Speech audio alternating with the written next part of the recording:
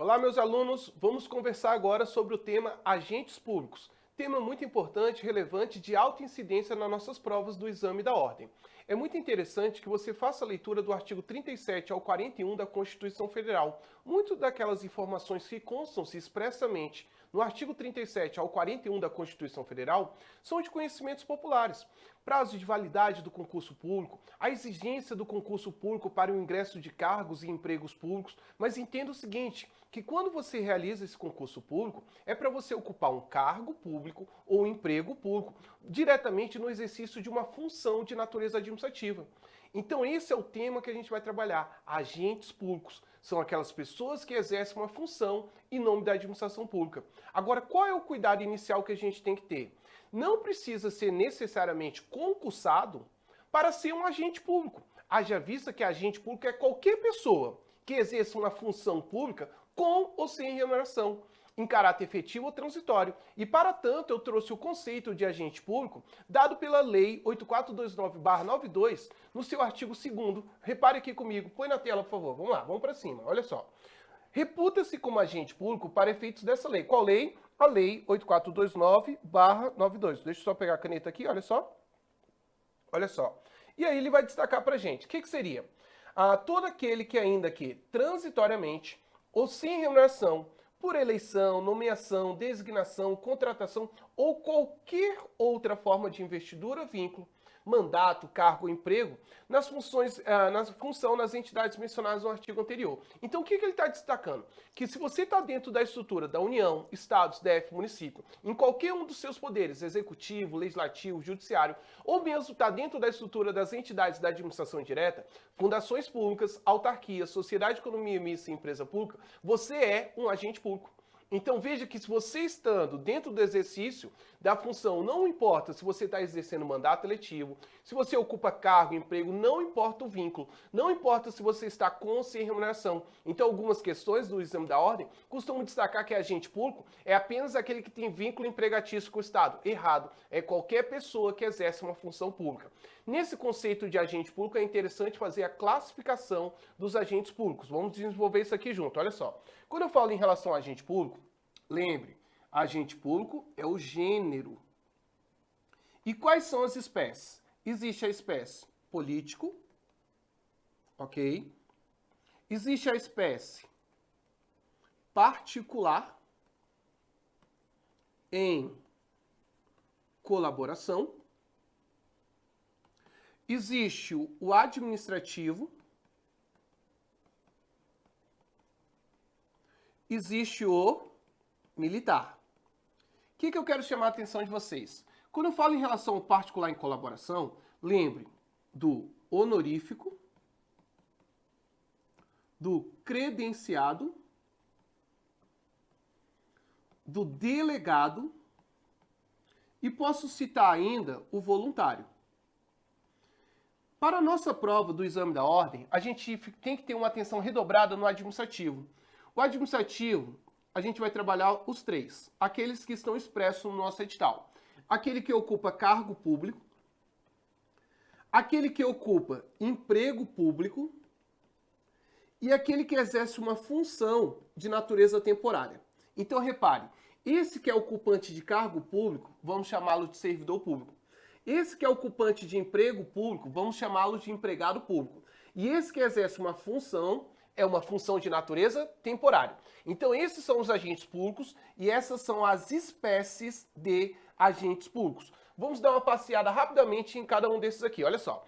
Quando eu falo em relação ao agente político, o que eu quero que você fique atento? Primeiro, ele exerce uma função de alta relevância estatal, tem previsão no próprio texto constitucional. Os principais que eu quero destacar: presidente da República e o seu respectivo vice, governador e o seu respectivo vice, prefeito e o seu respectivo vice-prefeito. Além disso, você vai ter aqueles que entram por indicação deles. Quem são? Ministros de estados, secretários, tanto de estado quanto municipal. Você tem aqueles que ocupam cargos eletivos dentro do poder legislativo.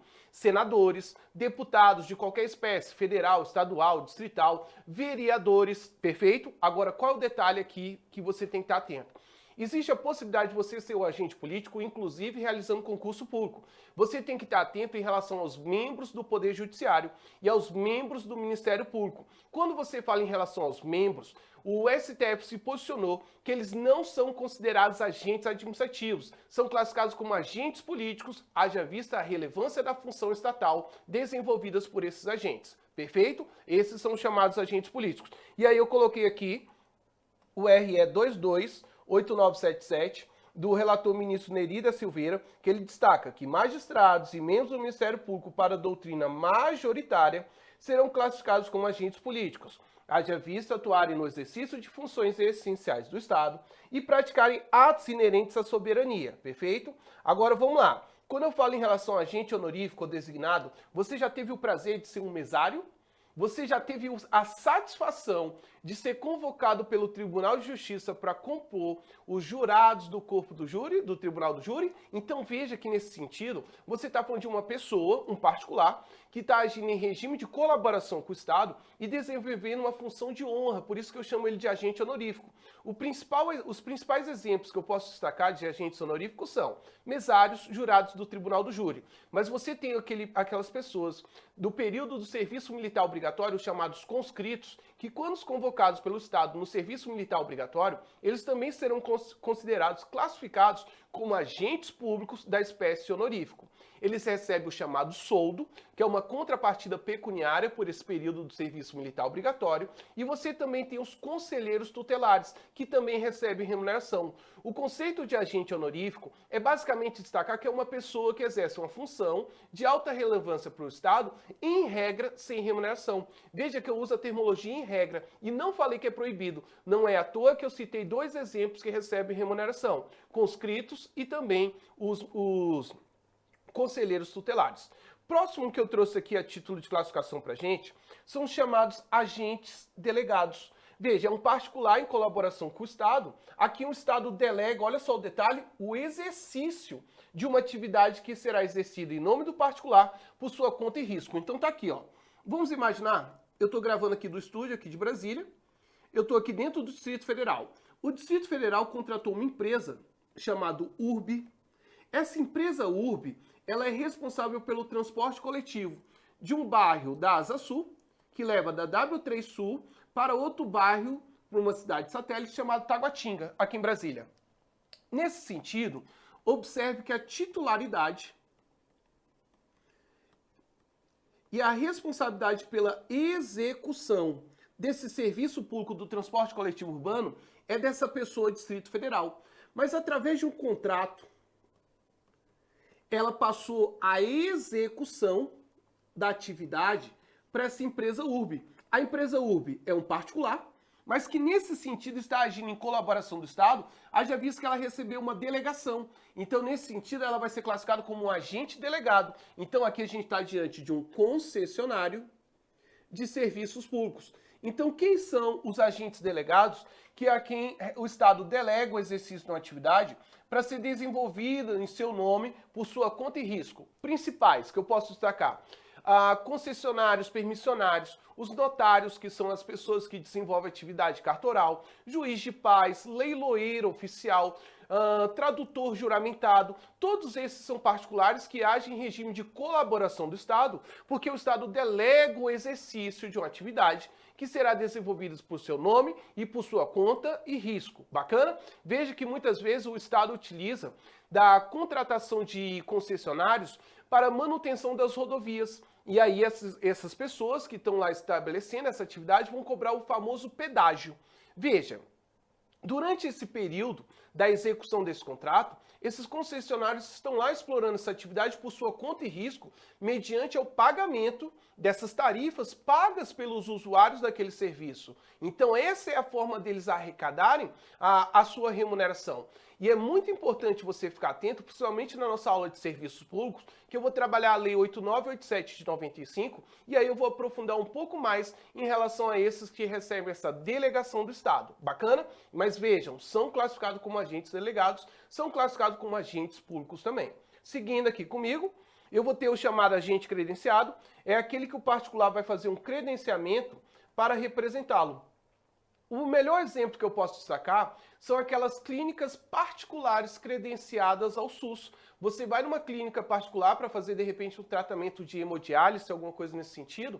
Veja que o Estado, na sua estrutura, não tem máquinas suficientes para realizar esse procedimento. O que ele faz? Pega uma clínica particular, bota um adesivão grandão na parede e fala que essa clínica é credenciada ao SUS. Essa é a introdução básica que eu quero chamar a atenção de vocês em relação ao conceito do agente público e das suas espécies e classificações. Agora a gente vai aprofundar diretamente no nosso tópico do edital. A diferença de cargo público, emprego público e aquele que exerce a função temporária. Ou seja, a gente vai falar do servidor público, a gente vai falar do empregado público e a gente vai falar do temporário. Vamos acompanhar aqui comigo aqui. Vamos lá. A primeira coisa que eu quero chamar a atenção de vocês, que os chamados agentes administrativos, como destaca Maria Silva Zanella de Pietro, ela chama de servidor público em sentido amplo. Bacana? E aí a gente vai dividir naquele que ocupa cargo, naquele que exerce um emprego e aquele que tem apenas uma função. Esse que ocupa cargo público, vamos chamá-los de servidor público em sentido estrito. Aquele que ocupa o emprego público, a gente vai chamar de empregado público. Empregado público. E esse que exerce uma função, a gente chama ele de temporário. Vamos lá, vamos trabalhar um por um. Primeiro, eu vou começar com vocês com o servidor público. Primeira coisa que você considera, ele ocupa cargo.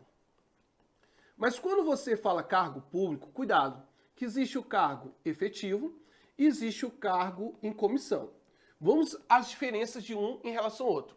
Quando você fala que ele ocupa cargo efetivo, ele fez concurso público, um concurso de provas ou provas e títulos. As provas têm o caráter classificatório e eliminatório, título só tem um caráter classificatório. O prazo de validade desse concurso é de até 2 anos, podendo ser prorrogado uma única vez e por igual período. Muito importante você estar atento que quando você fala do ocupante de cargo público, que pode ser efetivo em comissão, o efetivo faz concurso, o comissionado não faz concurso. O efetivo passa por um estágio probatório de 3 anos. Aquele que está ocupando o cargo em comissão não tem estágio probatório. Aquele que ocupa o cargo efetivo, depois que ele cumprir todos os requisitos e fatores de avaliação do estágio probatório, ele adquire a estabilidade.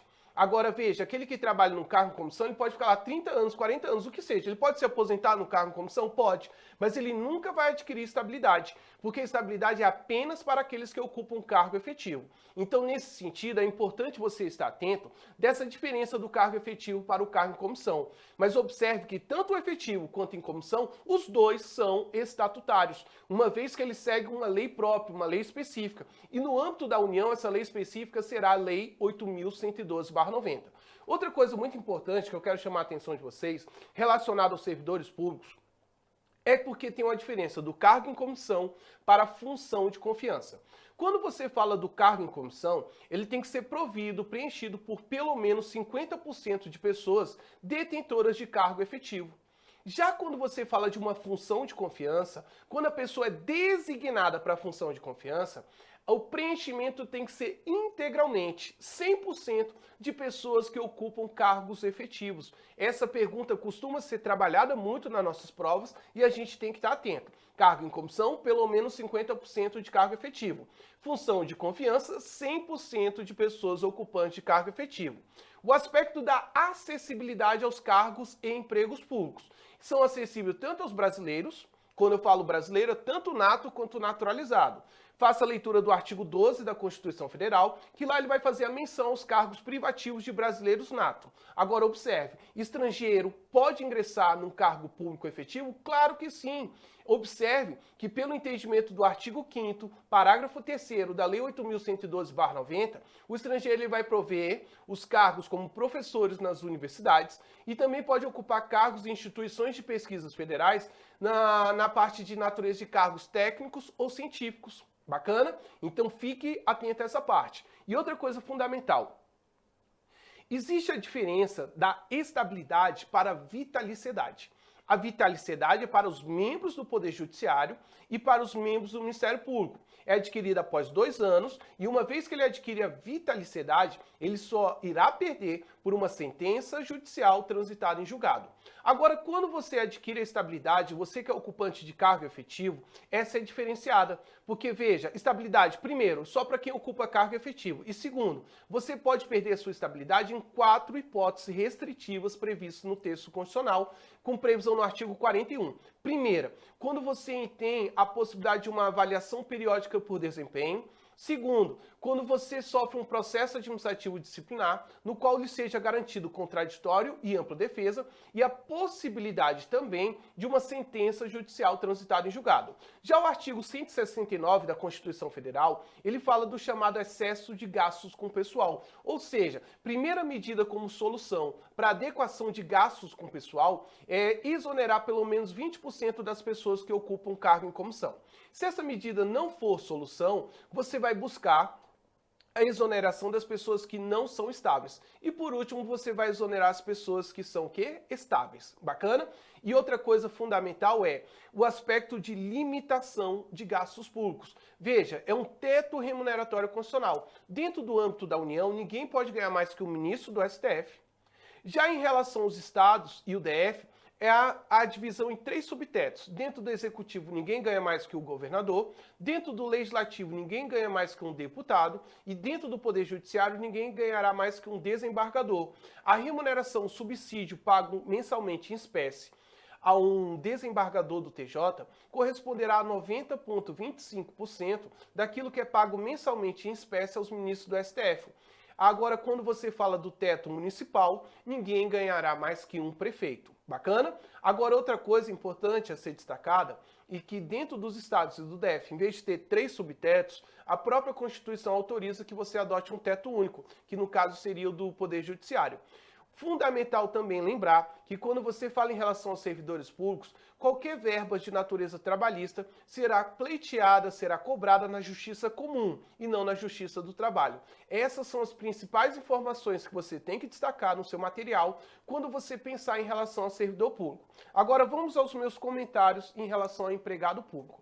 Quando você falar em empregado público, o vínculo dele contratual se dá pela base da CLT, porque é um vínculo contratual. E nesse sentido, observe que ele está trabalhando numa PJ de direito privado. Então, muitas questões do exame da ordem vão falar que por trabalhar numa PJ de direito privado, ele não precisa fazer concurso público. Errado. Tem que fazer concurso público, sim, mas quando ele for contratado, ele é contratado na CLT, regime contratual. Então, ou seja, a garantia dele é o FGTS, uma vez que o empregado público não tem estabilidade. É muito importante você ficar atento. Ele recebe salário, e aí eu quero falar uma coisa aqui para vocês.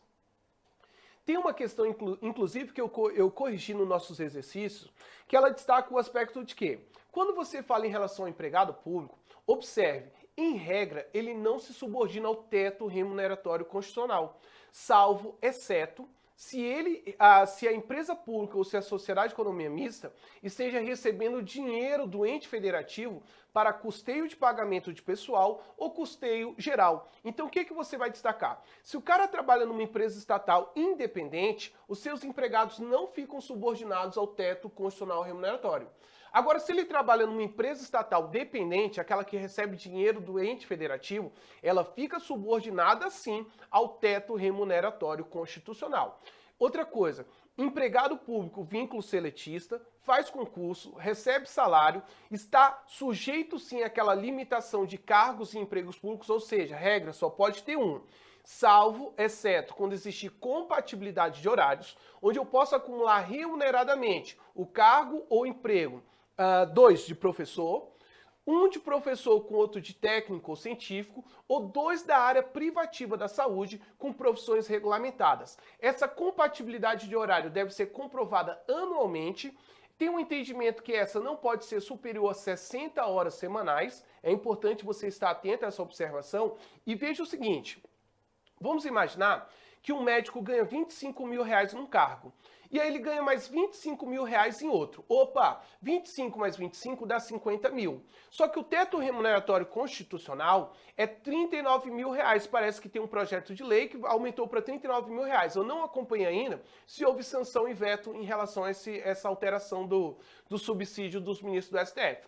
Mas veja, vamos imaginar que seja 39 mil, o somatório dos dois deu 50. A pergunta é, ele tem que abrir mão do excedente? Claro que não. Por que isso? Você, quando considera a acumulação de cargos e empregos públicos, no aspecto de limite remuneratório, você vai considerar cada cargo, cada emprego isoladamente e não vai analisar o seu conjunto, o seu todo. Então, se aqui ele ganhasse 45 mil, opa, aí ele iria abrir mão do excedente. Mas somando os dois, deu 50, opa, deu 100, não importa. Eu só tenho que analisar cada cargo isoladamente. Então ele não pode ganhar aqui num cargo isoladamente mais que o ministro do STF. Mas no somatório ele pode ultrapassar o ministro. A pessoa que trabalha numa empresa pública pode ser demitido? Pode. Mas tem que ter uma motivação. Não precisa ter um processo administrativo disciplinar. Porque processo administrativo disciplinar você tem para a pessoa ocupante de cargo público, para as pessoas que têm um regime estatutário. No âmbito da União, o Estatuto dos Servidores Civis será a Lei 8.112/90. Esse, no momento de uma demissão, tem que ter um processo administrativo disciplinar específico. Agora, olha só, eu não posso demitir um empregado público imotivadamente. Tem que ter uma motivação, tem que ter uma justificativa. Só que não vai ter um processo administrativo disciplinar. Se ele não receber 13º, adicional noturno ou qualquer gratificação, os empregados públicos irão pleitear essas verbas trabalhistas na Justiça do Trabalho. Bacana? Essas são as informações cruciais. E lembre, empregado público faz concurso público sim, e ele é considerado um agente público. O último que eu quero trabalhar com vocês são os temporários. Quando eu falo em relação aos temporários, você tem que observar que eles possuem uma lei própria, que é a Lei 8.745. Então, uma vez que eles possuem uma lei própria, o STF entende que eles são classificados como estatutários em regime especial. Bacana? Por que isso, professor? Por quê? Porque eles têm lei própria, lei específica. Se o cara segue a CLT, ele é seletista. Agora, se o cara tem uma lei própria, ele é estatutário. Essa é a base. A contratação dos temporários se dá com previsão no próprio texto constitucional. Artigo 37, inciso 9 da Constituição, que destaca uma contratação por tempo determinado para atender necessidades temporárias de excepcional interesse público. Exemplos, professores temporários, recenseadores do IBGE, todos eles serão contratados nesse regime. Agora, uma informação importante. A regra do ingresso no serviço público, tanto para cargos e empregos, se dá através de concurso público, mas essa regra admite exceção. Exemplo, quem ocupa cargo em comissão é um cargo de livre nomeação e de livre exoneração. São aqueles cargos de natureza ad nutum. Então, ou seja, não faz concurso público. Agora, quando você fala em relação aos temporários, mesma coisa. Eles devem realizar um processo seletivo simplificado. Veja, quando você pensa em contratação de temporários para atender excepcional interesse público, a contratação deles dispensa a realização de um concurso público, mas não irá dispensar um processo seletivo simplificado. E a outra coisa, para fechar aqui esse videozinho, olha só, quando você fala em relação a temporários, o STF já destacou que você não pode ter temporários exercendo funções de Estado, defensor público, juiz, advogados públicos, delegados, auditores, não pode ter temporários nessas funções. Temporários geralmente são contratados para médicos, enfermeiros, professores, recenseadores do IBGE, contratação para epidemia, pandemia, essas contratações emergenciais relacionadas à área da saúde, tá? Porque isso tem um excepcional interesse público. E se o temporário não receber qualquer verba de natureza trabalhista, por ele ser estatutário, irá cobrar também na Justiça Comum e não na Justiça do Trabalho. Então, se eu estiver falando de um temporário que foi contratado pela União, Justiça Federal. Se eu estiver falando de um temporário que foi contratado pelos estados, Justiça Estadual. Bacana? Deixa eu ver se eu posso acrescentar mais uma coisa. Sim, interessante, lembrei aqui agora. Quando você fala em relação aos servidores públicos, há garantia constitucional do seu direito de greve. Mas veja que o artigo 37, no seu inciso 7º, traz uma norma de aplicabilidade limitada. Em qual sentido? Está pendente de uma norma para que possa eles, os servidores civis, terem o seu direito à greve. Então, nesse sentido, foi impetrado um mandado de injunção que o STF deu uma decisão que será aplicada à lei da iniciativa privada no que couber aos servidores. É a chamada teoria concretista nesse aspecto do mandato de injunção. Agora, qual é o detalhe recente? Sempre quando você falar em servidores civis, eles têm direito à greve, certo? Agora, qual é o cuidado? Aquele servidor que trabalha diretamente na área da segurança pública, vale a pena a leitura do artigo 144 da Constituição Federal, eles não podem exercer direito de greve. Então, duas perguntas vocês têm que estar atentos. Primeiro, militar tem direito à greve? Hipótese nenhuma. Civil tem direito à greve? Sim. Mas são todos os servidores civis sem exceção? Sim, porque tem uma exceção. Qual é a exceção? Aqueles que trabalham diretamente na área da segurança pública. Bacana? Gostaram da aula? Vamos para cima que vem mais conteúdo. Vem que passa. Grande abraço, meus alunos.